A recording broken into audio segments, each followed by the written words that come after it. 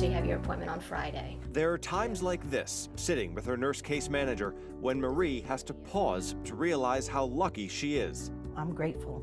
I don't take things for granted.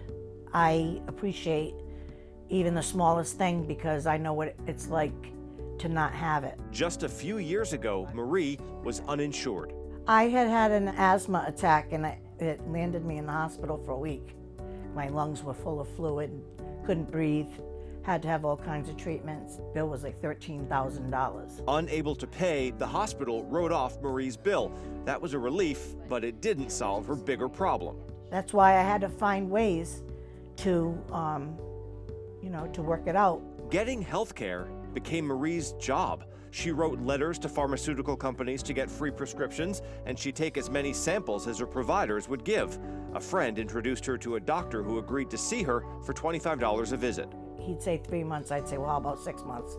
So I was always kind of stretching it so that I wouldn't have to, even though it was $25, it still was money that I didn't really have to spend on a doctor. The minute she was able, Marie signed up for coverage under the Affordable Care Act. And so I ended up having neighborhood.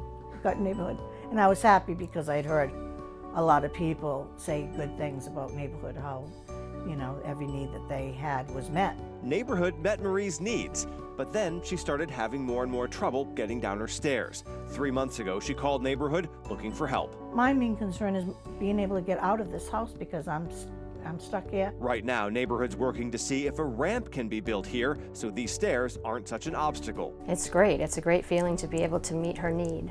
It's a great feeling to be able to help her, to actually take some of the stress off of her. For somebody to say to me, well, we possibly could put a ramp up so that you can get out of the house is like a miracle to me.